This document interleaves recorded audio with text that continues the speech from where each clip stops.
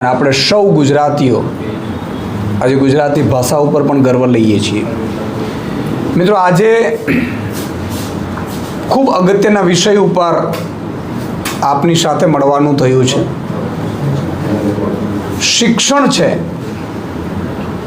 એ સિંહણનું દૂધ છે, જે પીસે એ ડણક મારશે, આ કહેવત છે આપણી। અને એટલા માટે જ સમાજ હોય, રાજ્ય હોય, જિલ્લો હોય, દેશ હોય, એને જો નંબર 1 બનાવવું હોય તો શિક્ષણ ખૂબ જરૂરી છે, શિક્ષિત વ્યક્તિ ખૂબ જરૂરી છે।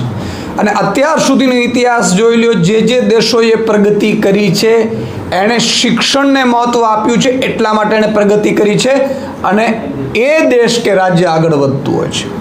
આમ આદમી પાર્ટી તો પાયો જ શિક્ષણથી છે, શિક્ષણને આરોગ્યથી।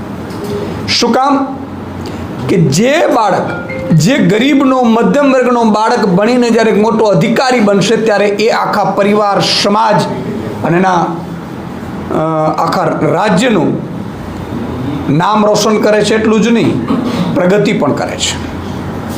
અને એટલા માટે જ તમે જુઓ કે દિલ્હીમાં સારી સ્કૂલો બની તો અમેરિકાથી પ્રેસિડેન્ટના વાઇફ એ સ્કૂલ જોવા માટે, ભારતની સ્કૂલ જોવા માટે દિલ્હી આવ્યા હતા, અભ્યાસ કર્યો હતો કે ભારતમાં પણ અમેરિકા જેવી સ્કૂલો છે, એનાથી પણ સારી છે। પંજાબમાં આમ આદમી પાર્ટીની સરકાર આવી તો બીજી બધી સવલતો તો આપી જ, ખેડૂતો માટે આપી, કર્મચારીઓને રોજગારી આપી, કોન્ટ્રાક્ટ કર્મચારીઓને કાયમી કર્યા, વીજળી ફ્રી કરી ખેડૂતો માટે, સામાન્ય નાગરિકો માટે વીજળી ફ્રી કરી, આ તો બધું કર્યું જ, મોહલ્લા ક્લિનિક કર્યું। પણ શિક્ષણ એટલું બધું સુધાર્યું પંજાબમાં 4 વર્ષની સરકારે આમ આદમી પાર્ટીની કે સાહેબ કેરળ નંબર 1 રાજ્ય હતું શિક્ષણમાં। હમણાં જે નીતિ આયોગના રિપોર્ટ પ્રમાણે પંજાબ છે એ શિક્ષણમાં નંબર 1 બન્યું છે। માત્ર સ્કૂલો, બિલ્ડિંગો જ નથી બનાવી, પણ એ ક્વોલિટી એજ્યુકેશન આપી અને પંજાબમાં પણ ખૂબ ક્રાંતિ થઈ રહી છે। ત્યારે આજે મારું ગુજરાત પાછળ રહી ગયું છે, આપણું ગુજરાત પાછળ રહી ગયું છે, આપણા ખમીરવંતા ગુજરાતીઓનું ગુજરાત પાછળ રહી ગયું છે। અને એટલે અફસોસ છે મને, અને એટલા માટે આજે આમ આદમી પાર્ટી પણ એક અભિયાન છેડવા જઈ રહી છે આવતીકાલથી। આજે ગુજરાતમાં 30 વર્ષથી ભાજપની સરકાર છે, દિવસે ને દિવસે સ્કૂલો, સરકારી સ્કૂલો ચાલુ થવાની જગ્યાએ, એ અપડેટ થવાની જગ્યાએ, સારી બનવાની જગ્યાએ બંધ થઈ રહી છે। 1-2-3 દિવસ પ્રવેશોત્સવ ઉજવાય છે, પણ ભાજપ સરકાર માત્ર એને તાઇફાઓમાં ફેરવીને ખાલી હાજરી આપવી પડે એ જ દિશાથી આગળ વધી છે। એનો રિપોર્ટ નીતિ આયોગ પોતે આપ્યું છે। નીતિ આયોગના આંકડા પ્રમાણે અત્યારે ગુજરાતની હાલત ખૂબ ખરાબ છે શિક્ષણમાં। ગુજરાતમાં આજે 9000 શાળાઓ માત્ર એક ઓરડાથી ચાલી રહી છે। ગુજરાતમાં આજે એક શિક્ષકવાળી શાળાઓ 1900થી વધારે, એટલે કે 3000ની આસપાસ જે શાળાઓ છે એ માત્ર એક ટીચરથી ચાલી રહી છે, અને એમાં 1 લાખથી વધુ બાળકો ભણી રહ્યા છે। આ બાળકોના પરિવારજન અને એના સગા સંબંધીઓ પણ નક્કી કરે કે મારા બાળકને ભાજપ સારું શિક્ષણ નથી આપતું તો ભાજપ જીતી ન શકે એવી સ્થિતિમાં છે। મિત્રો, 25000થી વધુ શિક્ષકોની ઘટ છે। ટાટવાળા જે ઉમેદવારો જે છે પાસ કરીને આવ્યા છે, લગભગ 3.5 લાખ જેટલા ટાટના ઉમેદવારો ભરતીની રાહ જોઈ રહ્યા છે, પણ ગુજરાત સરકાર સહાયકો, પ્રવાસી શિક્ષક કરી અને શિક્ષણની ગૌર ખોદી નાખી છે। મિત્રો, આજે જિલ્લા તાલુકા અમે જઈએ છીએ એટલે કેટલાય લોકો અમને રજૂઆતો કરે છે કે અમારે સરકારી શાળામાં બાળક ભણાવવું છે પરંતુ શિક્ષકો નથી ભાજપના રાજમાં, એટલે અમારે મજબૂરીએ પ્રાઇવેટમાં ભણાવવું પડે છે। મિત્રો, ગામડાઓમાં હું એવા કેટલાય વાલીઓને મળ્યો છું જે 2-3 વર્ષમાં, છેલ્લા 5 વર્ષમાં કેટલી સ્કૂલો ઓછા બાળકો હોવાના કારણે બંધ કરી, અને કેટલી સ્કૂલો એવી છે કે જ્યાં ટીચર ન હોવાના કારણે અથવા તો ભણતર સારું ન હોવાના કારણે પ્રાઇવેટમાં ગામડાનો મારો ખેડૂત છે ને દીકરાને દીકરીને ભણાવવા મજબૂર થયો છે। ચારે બાજુથી મોંઘવારી તો આસમાને પહોંચી ગઈ છે, પરંતુ સૌથી મોટી તકલીફ એ છે કે શિક્ષણ જે પ્રાઇમરી ખરેખર જરૂરિયાત છે, ખરેખર તો આનો કાયદો એવો બનવો જોઈએ કે જે સરકાર શિક્ષણ ન આપી શકે તો એ સરકારના મંત્રીઓ કે મુખ્યમંત્રીઓ જેલમાં જવા જોઈએ ખરેખર. આજે સરકાર એમ કહે છે કાયદામાં રહેશો તો ફાયદામાં રહેશો, તમે સીટ બેલ્ટ નહીં બાંધો તો તમને દંડ થશે, તમે હેલ્મેટ નહીં પહેરો તો તમને દંડ થશે, પણ તમે સરકારી સ્કૂલો નથી ચડાવતા તમને શું દંડ થશે ભાઈ? અમારા બાળકોને તમે શિક્ષણ નથી આપતા, દિવાલો નથી, આંગણવાડીઓ નથી, સારી સ્કૂલો બિલ્ડિંગો નથી બની, અને એટલું જ નહીં એમાં ક્વોલિટી એજ્યુકેશન નથી, અને શિક્ષકોને 90 થી 92 પ્રકારના કામો આપી અને ઘોર ખોદી નાખી છે, તો આ સરકારને શું દંડ થવું જોઈએ? આ શિક્ષણ મંત્રીઓને શું દંડ થવું જોઈએ? એટલે આ આખું ગુજરાત પૂછી રહ્યું છે. અને લગભગ 30,000 શાળાઓ ગુજરાતમાં એવી છે જ્યાં કોઈના કોઈ રીતે ઓરડાની ઘટ છે, શિક્ષકની ઘટ છે, અથવા તો સારું શિક્ષણ નથી, અથવા તો દૂર દૂર સુધી બાળકોએ જવું પડે છે. અને એટલા માટે આમ આદમી પાર્ટીએ નક્કી કર્યું છે કે અમે એક કેમ્પેન આવતીકાલથી લોન્ચ કરીએ છીએ. અને ગુજરાતની જનતાને કહું છું કે આપણે લોકો સૌ એક થઈને આ કેમ્પેનને ચલાવીશું. આમ આદમી પાર્ટી માત્ર નિમિત્ત છે, અમે તમારા માટે લડીશું. કેમ્પેન ચલાવવાનું તમારે છે, મુદ્દો ઉઠાવવાનો તમારે છે. જેના બાળકો ભણી રહ્યા છે ગામડાઓમાં, જે વાલીઓ ગામડાઓમાં, શહેરમાં જ્યાં સારી શિક્ષણ નથી, ટીચર નથી, સ્કૂલ નથી, ટીચરોની ઘટ છે, જાઓ તમે વિઝિટ કરો, પૂછો, અને તમને જ્યાં પણ લાગે કે અહીંયા વિઝિટ આમ આદમી પાર્ટીના લોકો પણ આવે, નેતાઓ પણ આવે, તો આજે અમે એક હેલ્પલાઇન નંબર જાહેર કરીએ છીએ, સ્કૂલ ઠીક કરો ગુજરાત. આ અમારું અભિયાન છે કે સરકારી શાળા 30 વર્ષથી ગુજરાત સરકારમાં ભાજપ સરકાર છે એને શાળાઓની ઘોર ખોદી નાખી છે. બીજી બાજુ પ્રાઇવેટ શાળાઓ ભાજપના નેતાઓની બહુ જ ખુલી રહી છે અને કરોડો કમાઈ રહ્યા છે. એક બાજુ સરકારી શાળામાં સુવિધા ન આપે એટલે ફરજિયાત એની શાળામાં જાય એવું ષડયંત્ર કરે, પાછું એ બાજુ ધારાસભ્ય બની જાય છે, એ બાજુ સાંસદ બની જાય છે, જે સ્કૂલોમાં લૂંટ ચલાવે છે.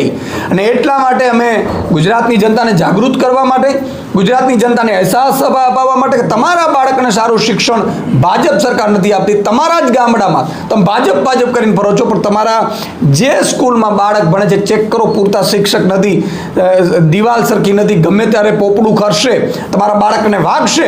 તો આવી ભાજપને આપણે તિલાંજલિ આપવી જોઈએ કે ન આપવી જોઈએ? આપવી જોઈએ. તો એના માટેનો એક કેમ્પેન છે, સ્કૂલ ઠીક કરો ગુજરાત. અને આ અમારું 9512040404 અમારી હેલ્પલાઇન નંબર છે.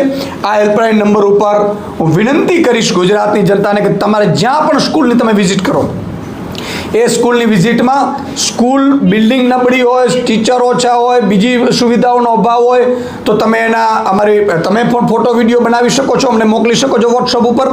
અને તમને પણ લાગે કે અમારી ટીમ ત્યાં વિઝિટ કરે તો અમારી ટીમ પણ ત્યાં આવશે. અને લગભગ આવતીકાલથી અમે તમામ જિલ્લાઓમાં આ કેમ્પેન લોન્ચ કરી રહ્યા છીએ કે સ્કૂલ ઠીક કરો ગુજરાત. અને અમને વિશ્વાસ છે કે ગુજરાતની જનતા પોતાના બાળકના ભવિષ્ય માટે, પોતાના ભાવિ પેઢી માટે, ગુજરાતીઓની ભાવિ પેઢી માટે આ દિવસે આ અભિયાનમાં બધા જોડાશે. હું તમામ ભાજપ કોંગ્રેસના નેતાઓ, આગેવાનો, કાર્યકર્તાઓને વિનંતી કરું છું બધું ભૂલી જજો, આ કેમ્પેનમાં તમે જોડાજો. આ આપણા સૌનું કેમ્પેન છે. આ કેમ્પેન આપણા બાળકના ભવિષ્યને, ગુજરાતને આપણે અમેરિકાથી સારું કેમ ન બનાવી શકીએ, આ દિશામાં આજે આપણે આગળ વધવાનો છે. અને એટલા માટે આ કેમ્પેન અમે ચાલુ કર્યું છે. હું મારી ટીમને વિનંતી કરીશ કે એકાદ વિડીયો જે સ્કૂલોના જે છે એ આપણે પ્લે કરીને બતાવશે, પછી આપણે ક્વેશ્ચન આન્સર લેશું. જી ઈશુદાનભાઈ, જ્યારે આ વિડીયો લઈ લઈએ પહેલા.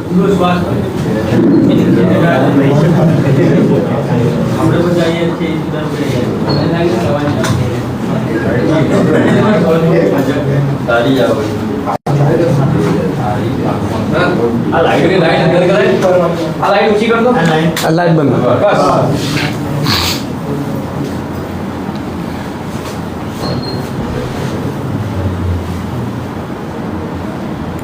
આ કચ્છનો વિડીયો છે, ઓડિયો નથી ભાઈ. આ હાલત છે ભોજનની, જો અધાને રામ, આપણા ગુજરાતની હાલત છે. અને આ જ બાળકોના મમ્મી પપ્પા ભાજપને મત આપી આપીને મોટા કર્યા છે, અને ભાજપ એને કઈ રીતે એના બાળકોનું ભરણ પોષણ સેવન કરે છે, આ જોવા જેવી વાત છે.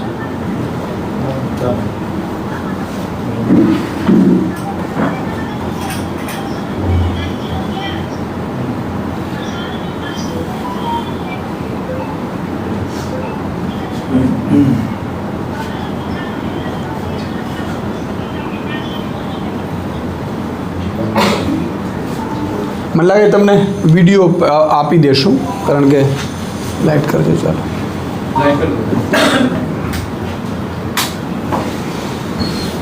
તો આ મામલે આપણે જોયું જે રીતે વિડીયોમાં અનાજ આપવામાં આવે છે એ જીવાતવાળું આપવામાં આવે છે, કે જે બાળકો જીવાતવાળું અનાજ ખાય છે એના મમ્મી પપ્પા, એના મામા, કાકા, નાના, નાની એ ભાજપને ખોબલે મત આપીને તાલુકા, જિલ્લાની, નગરપાલિકાની, મહાનગરપાલિકા, વિધાનસભાની ને સાંસદની ચૂંટણીઓ જીતાડી છે, પણ ભાજપે એનું ધ્યાન નથી રાખ્યું.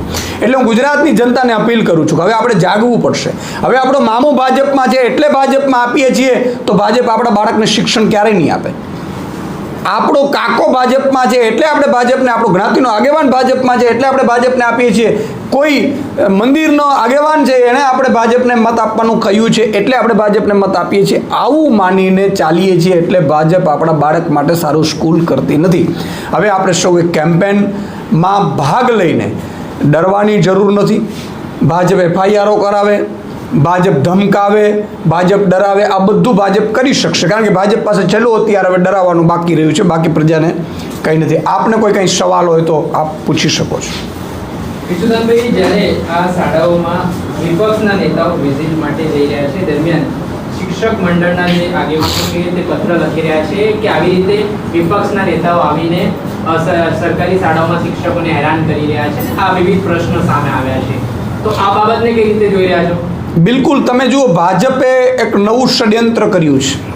ગુજરાતની જનતા બોલે નહીં, ગુજરાતના વાલીઓ બોલે નહીં, ગુજરાતના નેતાઓ વિપક્ષના બોલી ન શકે, અથવા તો એ ડરે એટલા માટે થઈ અને જે શિક્ષકો મંડળ ઉપર ભાજપ એના લાભ નથી આપતું.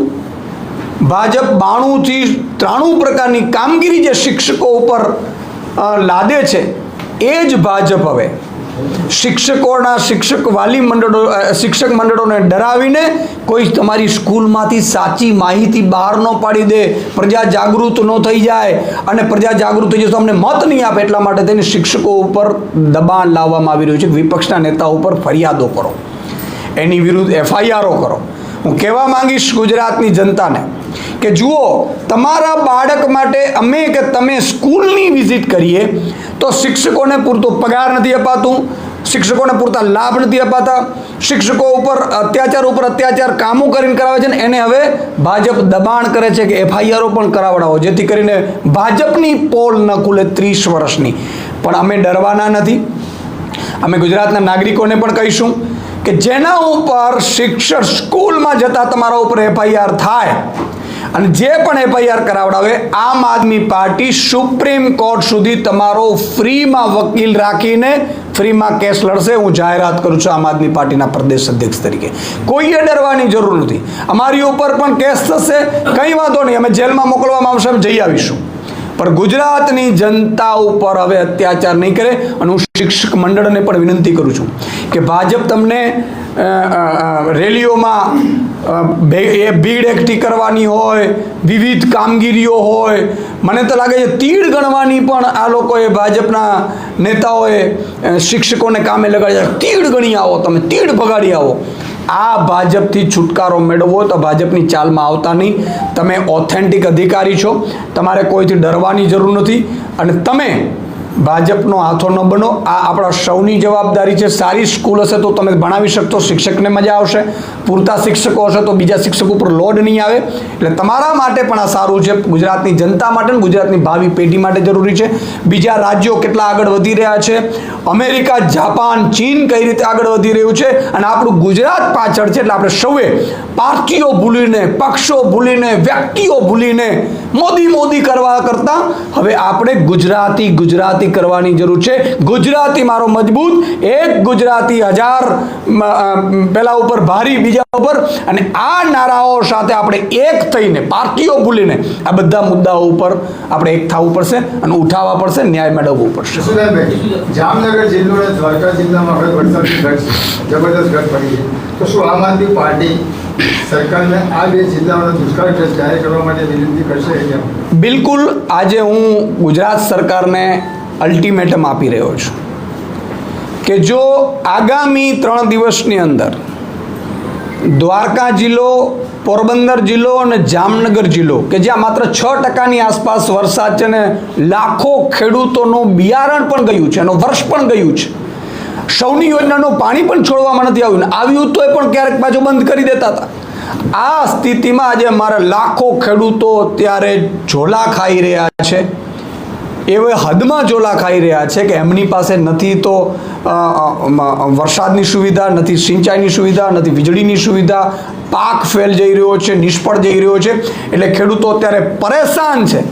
એક બાળકની ફી, બીજી બાજુ હોસ્પિટલના ખર્ચા, ત્રીજી બાજુ વ્યવહારના ખર્ચા, તહેવારોના ખર્ચા, અને ચોથી બાજુ ખેડૂતને વરસાદ ન થવાથી ખેડૂત અત્યારે પીડાઈ રહ્યો છે. જો આગામી 3 દિવસની અંદર આ ત્રણેય જિલ્લાને દુષ્કાળગ્રસ્ત જાહેર નહીં કરવામાં આવે તો આમ આદમી પાર્ટી આગામી સમયમાં આ મામલે ખેડૂતોને સાથે રહીને જલદ આંદોલન કરશે. ઈશ્વરભાઈ, ચેતર વસાવાના જામીન જે છે હાઈકોર્ટે નામંજૂર કર્યા છે, શું કહેશો તમે? ચેતરભાઈ વસાવાને ભાજપે ખોટા કેસમાં ફસાવ્યા એવી દલીલો કરી કે વારંવાર આ ચેતરભાઈ વસાવા છે એ વિવિધ ગુનાઓ કરે છે. પણ આપને પણ ખબર છે કે અને આપે જાણ્યું પણ છે કે ચેતરભાઈ વસાવાનો કોઈ ગુનો નથી. ગ્લાસ મારવાવાળી ઘટના ઉપજાવી પાડેલી હતી. આ પણ વન કર્મચારીને અને જે વન કર્મચારીઓએ રાત્રે 2 વાગે ખેડૂતોનો ઊભો પાક લણી નાખ્યો હતો, કાપી નાખ્યો હતો. એટલે ચેતરભાઈ વસાવા ધારાસભ્ય તરીકે, જવાબદાર વ્યક્તિ તરીકે એમણે સમાધાન કરાવ્યા હતા. એમાં ભાજપે, કારણ કે આદિવાસી વિરોધી ભાજપ માનસિકતા ધરાવે છે, ભાજપ એવું નથી ઈચ્છતી કે આદિવાસીઓ જાગૃત થાય, ભાજપ એવું નથી ઈચ્છતી કે આદિવાસીઓનો કોઈ લીડર મજબૂત થાય. એટલે આદિવાસી વિરોધી માનસિકતા ધરાવતી ભાજપ ચેતરભાઈને જેલમાં નાખ્યા, એવી દલીલો કરાવડાવી કે આ તો બીજા કેસમાં છે, ત્રીજા કેસમાં છે. હું આપને કહી દઉં કે બીજો કેસ એ ગ્લાસવાળો આપણને ખબર છે, એ પણ ગુજરાત નાગરિકોના હક માટે ચેતરભાઈએ મુદ્દો ઉઠાવ્યો હતો. ત્રીજો કેસ આ લોકોએ કંપનીવાળો કરાવડાવ્યું છે. એમાં પણ બ્લાસ્ટમાં જે કર્મચારીઓ, મજૂરો, શ્રમિકો મૃત્યુ પામ્યા છે એને વળતર વધુ અપાવવા માટે ચેતરભાઈ ત્યાં પહોંચ્યા હતા. તો એમાં એણે શું ગુનો કર્યો?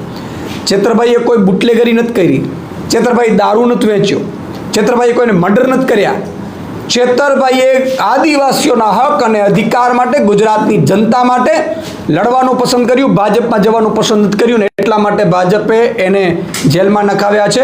આદિવાસી સમાજનો બદલો લેશે. તાલુકા ઉમરગામથી અંબાજી સુધી તમામ આદિવાસી સમાજ વિરોધી માનસિકતા ધરાવતી ભાજપને 2027માં જવાબ આપશે. હું આદિવાસી સમાજને પણ કહું છું કે જો આપણા ચેતરભાઈને કઈ રીતે ભાજપ છે એ પરેશાન ઉપર પરેશાન કરી રહી છે. રહી વાત અદાલતની, તો અદાલતનો જે પણ નિર્ણય આવ્યો, અમે ઉપલી અદાલતમાં જઈશું. મારી લીગલ ટીમ સાથે પણ ચર્ચા થઈ છે. આગામી સમયમાં આ મામલે અમે ઉપલી અદાલતમાં જશું અને અમને પૂરો વિશ્વાસ છે કે આગામી સમયમાં સારો નિર્ણય આવશે.